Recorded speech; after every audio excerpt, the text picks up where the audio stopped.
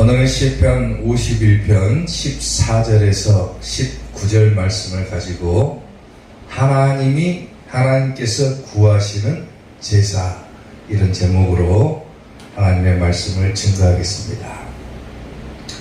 시편 51편은 지난주에도 말씀드렸다시피 다윗이 범죄한 이후에 하나님께 참회의 기도를 드리는 내용으로 이루어져 있습니다. 밧세바를 범하고 밧세바의 남편이었던 우리아를 전쟁터로 보내서 죽게 만들었고, 이로 인해서 하나님께서 진노하시고 선지자 나단을 통해서 다윗의 죄를 책망하셨죠. 다윗이 자기의 죄를 깨닫고 용서를 구하고, 그리고 하나님께서 나에게 있어서 성령을 거두지 말아달라고 다윗은 하나님께 요청을 했죠. 그리고 이제 본문 이 후반절에 와서 다윗은 자신의 죄를 깨닫고 하나님께 성령을 거두지 말아달라고 요청한 다음에 이제는 내가 변화된 삶을 살겠습니다 라고 결단하는 내용으로 이루어져 있습니다. 다시 말하면 하나님, 이제는 죄 짓지 않고 깨끗하게 살겠습니다. 내가 이렇게 삶을 다짐하면서 하나님 앞에 나아가겠습니다. 내 죄가 무엇인지를 깨우쳤으니까 이제 나는 변화된 삶을 살겠습니다라고 다짐합니다. 진정한 회개라고 하는 것은 그냥 잘못했습니다, 용서를 구하는 것이 회개가 아니라, 용서를 구했다라면, 자기의 죄를 깨달았다라면 반드시 동반되어야 되는 것이 뭐냐면 삶에 있어서 변화가 일어나야 된다. 그게 회개입니다. 아멘. 자기의 죄를 깨닫는 것으로 그쳐버리면은 아무런 회개가 이루어지지 않는 것과도 같은 거예요. 근데 이제는 죄를 깨달았으면 내가 다른 삶을 살겠습니다, 이렇게 결단하는 결단이 필요하다는 거예요. 다윗이 이렇게 이제는 제가 변화된 삶을 살겠습니다라고 다짐을 하면서 하나님께서 요구하시는, 하나님께서 원하시는 것들이 무엇인가를 다윗은 생각을 하죠. 그 중에서도 다윗은 뭘 생각하냐면 하나님께서 구하시는 제사가 무엇인가. 바꿔 말하면 하나님께서는 우리가 어떤 예배를 드리기를 원하고 계신다. 자기의 죄를 깨닫고 뉘우치고 이제 회개한 자들이, 돌이킨 자들이 어떻게 하나님을 예배할 것인가, 그런 부분들을 생각하면서 다시 다짐을 하는데, 오늘 우리가 보게 된 내용이 뭐냐면 하나님께서 구하신 예배가 무엇이냐라고 합니다. 자, 하나님께서 구하시는 제사 첫 번째, 입술을 여는 제사를 원하신다라고 합니다. 오늘 보면 15절 말씀을 보면은 주여 내 입술을 열어주소서, 내 입이 주를 찬송하여 전파하리이다 그러죠. 내 입술을 열어주소서. 입술을 여는 제사를 하나님께서는 원하고 계신다. 그런데 이 입술을 여는 제사가 무슨 뜻을 가지고 있냐면 찬송의 제사라고 하는 의미를 가지고 있다. 그러니까 우리가 하나님 앞에 나아갈 때 어떤 예배를 드리기를 하나님께서 원하고 계시는가? 찬송의 예배를 드리기를 원한다는 겁니다. 다윗이 먼저 하나님을 부르죠. 주여, 이렇게 부르죠. 주여. 여기서 주라고 하는 단어는 여러 가지 의미로 쓰이는데, 부하가 자기의 군주를 지칭할 때 주라고 부르기도 하고, 아내들이 남편을 부를 때 주라고 지칭을 하기도 합니다.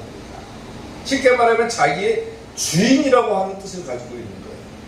그리고 저 단어에는 어떤 의미가 포함되어 있냐면은 그 단어만 가지고도 위엄, 그리고 지배하다, 이런 의미가 포함되어 있다는 거예요. 그러니까 나를 지배하시는 이, 그런 의미가 포함되어 있다는 거예요. 다윗은 일국의 왕이죠. 이스라엘을 다스리는 왕임에도 불구하고, 자기가 지배하는 위치에 있음에도 불구하고 다윗은 하나님을 향해서 뭐라고 부르냐면 주여, 이렇게 불러요. 비록 자기가 백성들을 다스리고는 살아가지만은, 지배하고 살아가지만, 정작 자기 자신을 지배하시는 분은 누구라고 고백을 하냐면 하나님이다라고 고백을 합니다. 주여 나를 지배하시는 이여 내 입술을 열어주소서. 열어주소서. 여기서 열어주다라고 하는 말은 뭐냐면은 해방시켜 주십시오. 그 말이에요. 해방시켜 주십시오. 그리고 자유롭게 해주십시오. 이런 의미를 가지고 있어요. 왜 다윗이 저와 같은 고백을 하냐면 앞서서 우리가 쭉 보았다시피 다윗은 범죄를 했죠. 밧세바를 범하고 우리아를 죽게 만들었죠. 죄를 지었는데 그 죄를 깨닫고 하나님 앞에 나아가야 되는데 죄를 지은 사람은 하나님 앞에 나아갈 수가 없다라고 하는 거예요. 죄가 가득한 마음을 가지고 어떻게 하나님 앞에 나아가겠습니까? 입술을 열어갖고 하나님을 찬송해야 되는데 죄가 남아있으면 하나님을 찬송할 수가 없는 거예요. 그러니까 다윗이 하나님께 요청하는 게 뭐냐면은 주여 내 입술을 열어주십시오. 나를 지배하시는 하나님, 나를 좀 자유롭게 해주십시오. 내가 하나님을 찬송할 수 있게끔 나를 좀 해방시켜 주십시오. 그런 의미를 가지고 있는 거예요.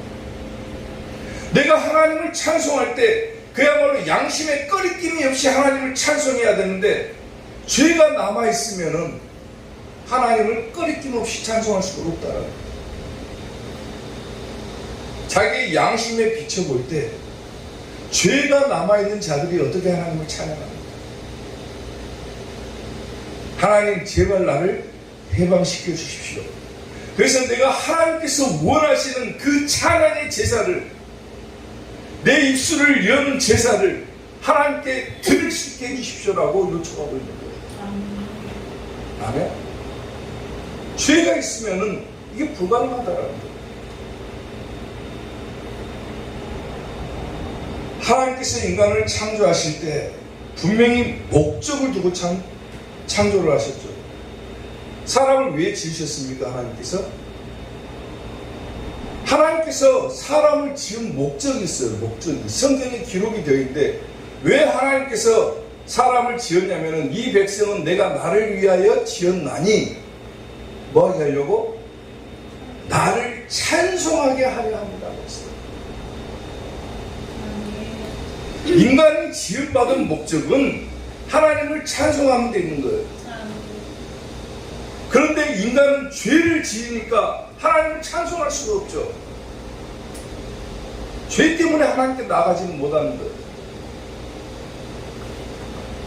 이 죄로부터 나를 해방시켜 주십시오. 내가 죄에서 자유롭게 해 주십시오. 그래야 하나님께서 원하시는 예배를 내가 드릴 수 있지 않겠습니까?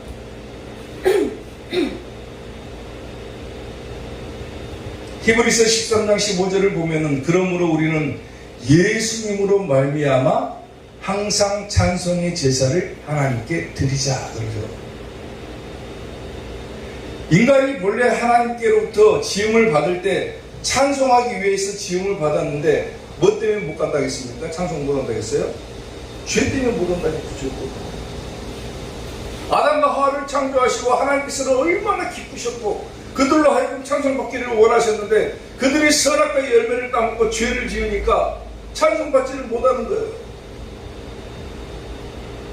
그 죄가 거듭되니까 인간이 지음받은 목적을 상실해버렸는데 그 목적을 다시 회복시켜주신 분이 계시는데 그분이 누굽니까? 예수님이라는 거예요. 예수님으로 말미암아 항상 찬송의 제사를 하나님께 우리는 이제 드릴 수가 있게 되었다는 거예요.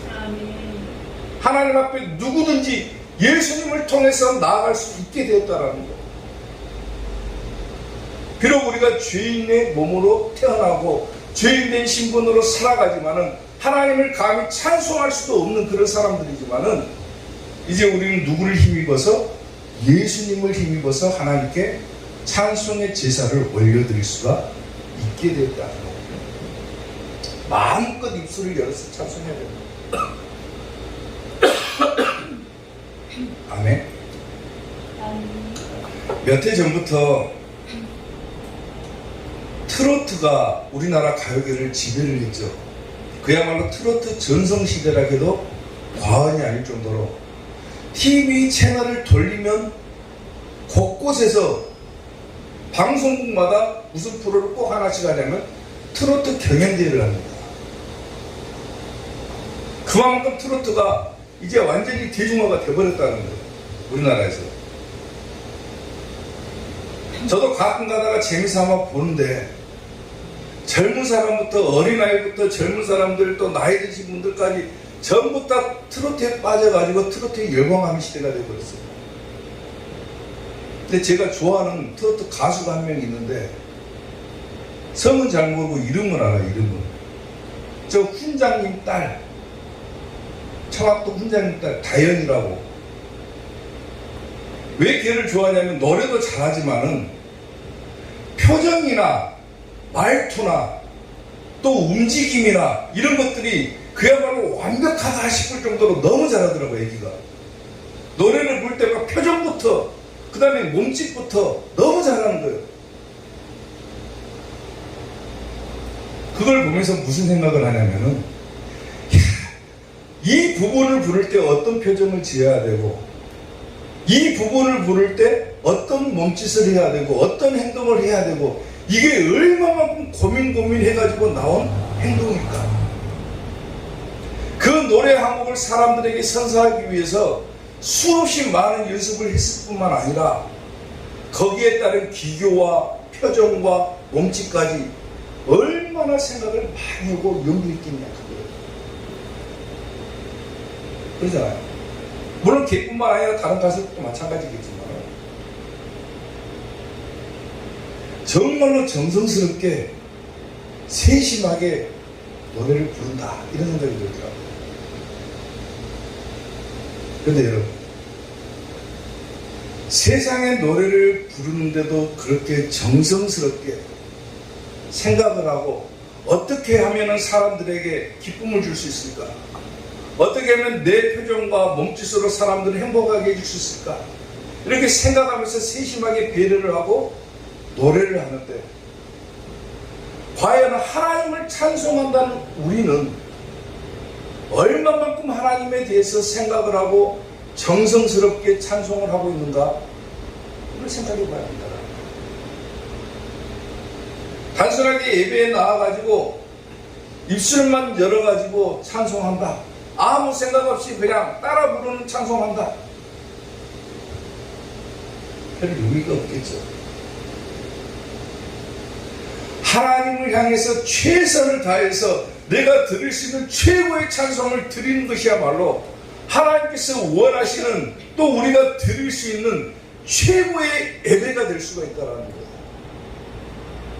아멘? 아멘. 죄인된 우리가 다윗처럼 죄 짓고 살아가는 우리가 어떻게 하나님을 찬송할 수 있습니까? 예수님을 힘입어서 이제는 누구든지 찬송할 수가 있게 되었는데 그것만 가지고도 우리는 얼마나 감격할 수 있는 겁니까? 하나님께서 우리를 지으신 목적대로 우리가 살아갈 수 있다고 하는 것만으로도 우리는 감사히 하나님 앞에 나아갈 수가 있게 된 것인데 그 감사조차도 잃어버리고 그냥 입술을 여는데 소극적이고 하나님을 찬송하는데 열정적이지 못하다. 그게 과연 하나님께서 우리에게 원하시는 예배입니까? 사랑하는 성도 여러분, 하나님을 찬송할 때는 여러분들의 입술을 여는 찬송을 하시길 바랍니다. 이제 내가 해방되었다. 예수님 때문에 완전히 자유롭게 되었다. 그리고 이제는 하나님 앞에 누구든지 나아갈 수 있게 되었다.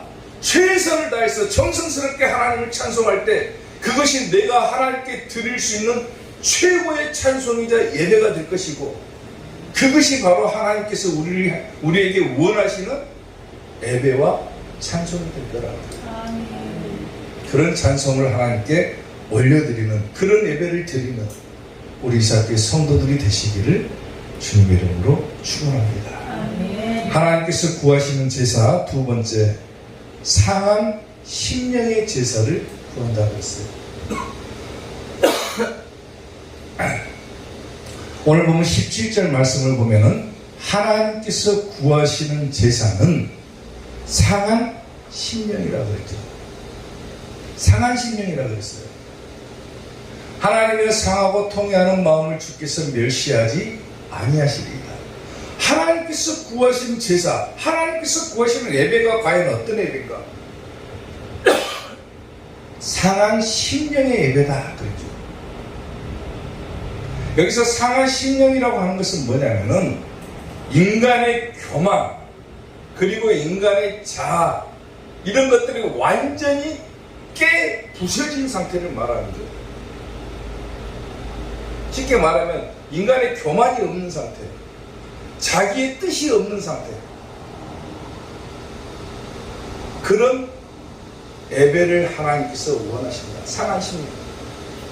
쉽게 말하면 겸손한 마음의 제사를 말하는 겁니다.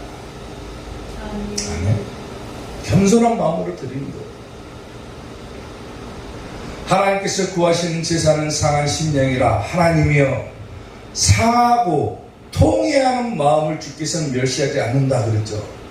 여기서 상한다라고 하는 단어는 뭐냐면은 아까 말했다시피 깨지다, 산산이 부서지다 이런 뜻을 가지고 있어요. 인간의 교만과 자아가 완전히 부서진 것.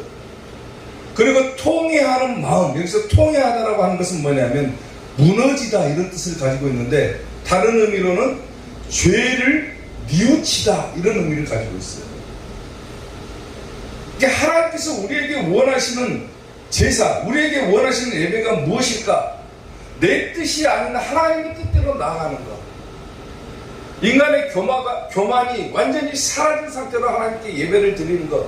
자기의 죄를 뉘우치면서 하나님께 나아가는 예배. 이런 예배를 하나님께서 원하신다. 아멘. 다윗이 죄를 짓고 선지자 나단으로부터 생망을 받았죠. 그리고 하나님 앞에 이제 자기의 죄를 깨닫고 나아가는데 하나님께서 과연 나에게 원하시는 예배, 나에게 원하시는 제사가 무엇일까를 생각해 보니까 상하고 통회하는 마음의 제사를 하나님께서 원하십니다. 내가 너무 교만해가지고 왕의 신분으로 있다 보니까 너무 교만해졌었다. 그리고 그 모든 것을 깨닫고 이제 다윗은 하나님 앞에 나아가는 거예요. 겸손한 마음으로 다시 나아가는 거예요. 그 자식이 왕으로 책봉을 받았을 때처럼 겸손한 마음으로 다시 나아가는 거예요.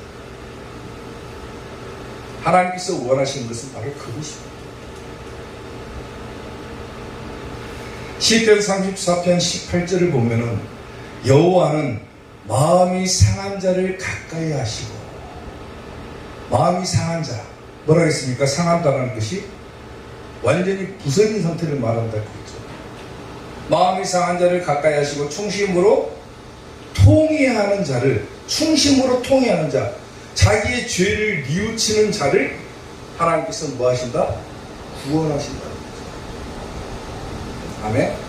이사야 57장 15절을 보면은 지극히 존귀하며 영원히 거하시며 거룩하다 이름하시는 이가 이와 같이 말씀하시되 내가 높고 거룩한 곳에 있으며 또한 통회하고 마음이 겸손한 자와 함께 있다고 그러죠.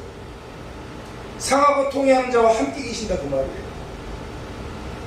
이는 겸손한 자의 영을 소생시키며 통회하는 자의 마음을 소생시키려 함이라. 아멘. 유태인의 속담을 보게 되면은 이런 속담이 한 가지가 있습니다. 지식과 물은 높은 곳에서 낮은 곳으로 흐른다. 이런 말이 있어요. 쉽게 말하면 뭐냐면 지식을 얻으려면은 낮은 곳에 있어야 된다. 그 말은 뭐냐면 겸손한 사람이 지혜를 얻는다 그 말이에요. 지식과 물은 높은 곳에서 낮은 곳으로 흐른다. 이와 같은 원리로 얘기를 하면 교만한 사람의 마음에는 절대로 지식이 들어갈 수가 없다라고 합니다. 왜? 자기 주장이 강하고 자기 뜻이 강하니까. 아무리 그 사람에게는 말을 해줘도 지식을 들어갈 수가 없다라고 합니다. 그러니까 지식을 얻으려면 겸손해야 된다는 거예요. 신앙도 마찬가지인 거예요. 말씀도 마찬가지인 거예요. 말씀을 우리가 듣고 받아들일 때 오만하고 교만한 자리에서 하나님의 말씀을 들으면은 절대로 말씀이 자기의 마음에 들어오지 않는 거예요. 겸손하고 낮은 자세로 나아가야지 하나님의 말씀이 들어온다는 거예요. 자기는 완전히 깨부셔야 되는 거예요. 자기 생각을 없애버려야 돼요. 하나님의 말씀 듣고 하나님께 예배드리러 나오는데 자기의 생각과 주장을 가지고 나온다. 신앙생활 제대로 할 수가 없다는 거예요. 하나님의 일을 하는 데 있어서 자기의 생각이 어디 있습니까? 자기의 뜻이 어디 있어요? 자기의 주장이 어디 있습니까? 교만한 마음을 버리고 완전히 낮이고 깨 부셔진 상태로 나아가야지만이 그런 사람들만이 하나님의 일을 할 수가 있다는 거예요. 겸손이라고 하는 것은 그리스도인들이 갖춰야 될 덕목 중에 하나로서 성경 곳곳에서 우리를 향해서 겸손해야 될 것을 말씀을 하고 있죠. 교만하지 말아라. 겸손해야 된다. 하나님 앞에 나아가는 자가 어떻게 교만한 마음을 가지고 나아가느냐? 신앙생활을 하는 사람이 어떻게 교만한 마음을 가지고 신앙생활을 하느냐? 하나님께 봉사하고자 하는 자가 어떻게 교만한 마음을 품고 봉사하겠느냐? 성경은 우리에게 교만하지 말아라. 절대로 교만하지 말아라. 겸손하게 나아가라. 야고보서 4장 6절을 보면은 그러나 더욱 큰 은혜를 주시나니 그러므로 이르시되 하나님이 교만한 자를 물리치시고 그랬죠. 교만한 자를 물리치신다 그랬어요. 그리고 겸손한 자에게는 뭘 줍니까? 은혜를 주신다.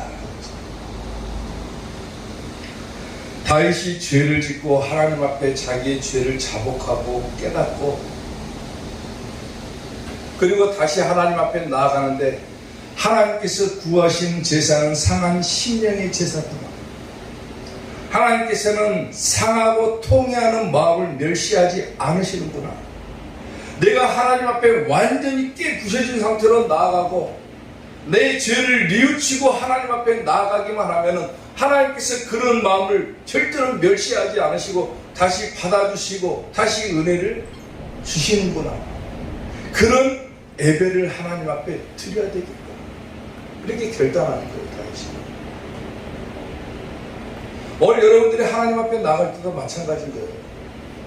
하나님께서는 절대로 상하고 통회하는 마음을 멸시하지 않으신다 하셨으니까 죄가 있다면 뉘우치고 아멘. 내 교만이 자리 잡고 있다면 그걸 물리치고 겸손한 마음으로 하나님 앞에 나아갈 때 그것이 하나님께서 우리에게 원하시는 예배인 것을 기억해야 된다.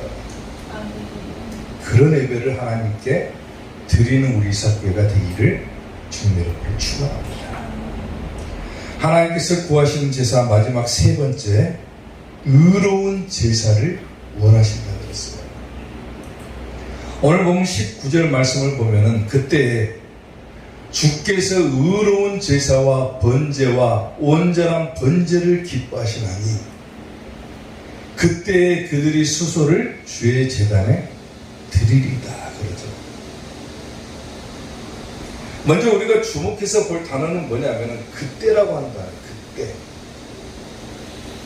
그때 주께서 번제를 기뻐하신다. 그때 그들이 수소를 주의 제단에 드릴 수 있다 그랬죠. 이 구절을 이해하기 위해서는 먼저 그 앞의 구절들을 먼저 살펴봐야 돼요. 먼저 16절 말씀을 보면 이런 구절이 있어요. 주께서는 제사를 기뻐하지 아니하신다 그랬어요. 하나님께서는 예배를 기뻐하지 않으신다 그랬어요. 기뻐하지 않으실까요? 하나님께서는 예배를 기뻐하지 않으시니까 내가 예배를 드리지 않는다. 그렇지 않았으면 내가 드렸을 것이라. 주는 번제를 기뻐하지 아니하시나이다. 다시 이렇게 얘기를 하죠. 이 말의 뜻은 뭐냐면은 다윗은 뭘 했습니까? 지금 죄를 지은 상태였죠. 밧세바를 범하고 그의 부하였던 우리아를 전쟁터에 보내서 죽게 만들었죠. 그 죄가 가득 찬 마음으로 하나님께 예배를 드린다. 그런 예배는 하나님께서 기뻐하지 않으신다 그 말이에요. 아멘. 그런 예배는 하나님께서 받지 않으신다. 마음이 온전치 못하고 형식적이고 의식적인 예배는 하나님께서 받지 않으신다. 기뻐하지 않으신다. 그것조차도 기뻐하시면 내가 드렸을 것인데 하나님께서는 내가 죄 있는 상태에서 드리는 예배는 절대로 기뻐하지 않으신다. 내가 형식적이고 의식적으로 드리는 예배는 하나님께서 기뻐하지 않으신다. 하나님께서 구하시는 제사는 뭐라 했습니까? 아까 17절에서 상한 신령의 제사가 그랬죠. 깨 부셔진 상태로 드리는 제사, 죄를 뉘우치는 마음으로 드리는 제사, 그걸 하나님께서 기뻐하신다 그거죠. 그런 마음으로 나아갔을 때 그게 바로 아까 19절에 무슨 때냐면 그때인 거예요. 그때 자기의 죄를 뉘우친 그때, 아멘. 내 교만이 부서진 그때, 그때에 주께서 의로운 제사와 번제와 온전한 번제를 기뻐하신다. 내 죄를 뉘우치고 내 교만이 사라진 상태에서 하나님 앞에 드리는 제사는 하나님께서 기뻐하신다 그랬어요. 기뻐하신다. 그게 바로 의로운 제사고 온전한 제사다 그 말이에요. 온전한 예배다 그 말이에요. 아멘. 다 드리는 거예요. 하나님께. 자기 주장과 생각을 다 버리고 온전히 하나님 앞에 드리는 그 예배, 그 제사야말로 하나님께서 기뻐하시는 예배고 제사다 그 말이에요. 로마서 12장 1절을 보면은 주께서 그러므로 형제들아 내가 하나님의 모든 자비하심으로 너희를 권하노니 너희 몸을 하나님이 기뻐하시는 거룩한 산 제물로 드리라 그러죠. 다 드리라는 거예요. 다 드리라. 이는 너희가 드릴 영적인 예배니라. 다 드려라. 너희 주장과 생각을 다 내려놔라. 심지어 너희의 생명까지라도 다 내려놓고 하나님 앞에 나아가라. 그게 우리가 드릴 예배다. 예수님께서 우리에게 본을 보이셨던 것처럼 너희도 그냥 다 버리고 나아가라 그거예요. 아멘. 그리스도께서 너희를 사랑하신 것 같이 너희도 사랑 가운데 생활하라. 그는 우리를 위하여 자신을 버리사 향기로운 제물과 희생 제물로 하나님께 드리셨다 그랬죠. 자신을 버리고 드렸다 그랬어요. 예수님께서 자신을 버리신 것처럼 우리도 우리 모든 것들을 다 버리고 하나님 앞에 나아가라 그거예요. 그런 예배야말로 하나님께서 기뻐하시는 예배고 그 예배야말로 의로운 예배가 되는 것이고 온전한 예배가 될 것이다 그 말. 아멘. 사랑하는 성도 여러분, 우리 교회는 특별하게 예배 시작 전에 뭐랍니까? 항상 통성 기도를 하죠. 일부러 통성 기도를 짧게나마 시켜요. 무슨 기도를 합니까? 첫 번째 기도 제목이 뭐예요? 지난 한 주일 동안도 오직 예수님 신앙, 오직 예배 신앙, 오직 천국 신앙으로 살지 못한 죄를 하나님 앞에 회개하십시오. 회개부터 시작해요. 회개. 회개하시고 하나님 앞에 나아가기에 부족함이 없도록 우리의 모든 죄를 예수님의 십자가의 보혈로 씻어주시옵소서. 그리고 그렇게 깨끗하고 정한 마음으로 하나님께 나아가게 해주십시오라고 우리가 첫 번째로 기도하잖아요. 그리고 모든 영광을 우리 예수님께 올려드리게 해달라고 우리가 기도하고 나가잖아요. 이게 왜 중요합니까? 죄가 있는 상태에서는 하나님께 나가면 안 되는 거예요. 하나님 앞에 나아가기 전에 일종의 의식적인 행위로서, 의식이라 해도 좋아요. 하나님 앞에 나아가기 전에 우리의 죄를 씻는 그 작업을 먼저 해야 된다는 거예요. 아무 생각 없이 나와서 그냥 예배 시간 깍깍 됐으니까 그냥 예배 드릴 것이 아니라 가장 먼저 해야 될 일이 뭡니까? 내 마음을 정하게 하는 거예요. 정하게, 깨끗하게 하는 거예요. 깨끗하게. 죄가 있으면 깨끗하지 못해요. 죄가 있으면 하나님 앞에 나아갈 수가 없어요. 그 죄를 먼저 없애는 일을 먼저 해야 된다는 거예요. 그게 뭡니까? 회개기도인 거예요. 회개기도. 하나님 한 주일 동안도 얼마나 제가 많은 죄 가운데 살았습니까? 예수님을 항상 기억하고 예수님처럼 우리가 살아야 됨에도 불구하고 예수님을 기억하지 못했고 오직 예배, 오직 천국신앙, 오직 예수님 신앙을 저버리고 살았다면 그 모든 것들을 용서해 주시고 다시금 깨끗한 마음으로 이 시간 하나님 앞에 나아가게 해 주십시오. 그렇게 우리가 기도하고 나가잖아요. 아멘? 그게 필요하다. 그게 바로 의로운 예배를 드리는 첫걸음입니다. 아멘? 다윗이 자기의 죄를 깨닫고 하나님 앞에 나아갈 때 자기의 모든 것을 다 내려놓고 하나님 앞에 나아갈 때 하나님께서 그것을 기뻐하시는 예배라고 하신 것을 깨달았던 것처럼 올 여러분도 하나님 앞에 나아갈 때는 내가 어디에 있든지 그게 중요한 게 아니에요. 내가 무엇을 하든지 그게 중요한 것이 아니라 과연 내가 하나님 앞에 나갈 때 정한 마음으로 깨끗한 마음으로 나아가고 있는가? 온전히 하나님 앞에 나 자신을 다 버리고 나아가고 있는가? 이걸 생각해야 된다. 아멘.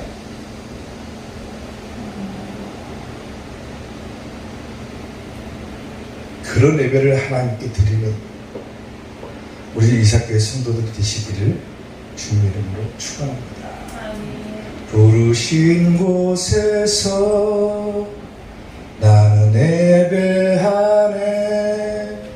어떤 상황에도 나는 예배하네. 부르신 곳에서 나는 예배하네. 어떤 상황에도 나는 예배하네. 따스한 성령님 마음으로 보내 내 몸을 감싸며 주어지는 평안함 만족함을 느끼네. 아멘. 예배 드릴 때 이 평안함 제가 있는 상태에서는 결코 누릴 수가 없는 것입니다. 아멘. 하나님 앞에 나아갈 때 오늘도 깨끗한 마음으로 나아가고 그런 예배를 하나님께 드릴 때 하나님께서는 뭘 주신다 하겠습니까? 겸손한 자들에게는 은혜를 주신다. 아멘. 그 은혜가 있어야 내가 평안히 살고 아멘. 그 평안함이 있어야 내가 삶이 형통하고 복된 삶을 누린다 그거예요. 아멘. 오늘 우리 이삭교회 성도들이 그런 삶을 누리며 하나님께서 원하시는 예배를 드리는 복된 자들이 되시기를 주님의 이름으로 축원합니다. 기도하겠습니다.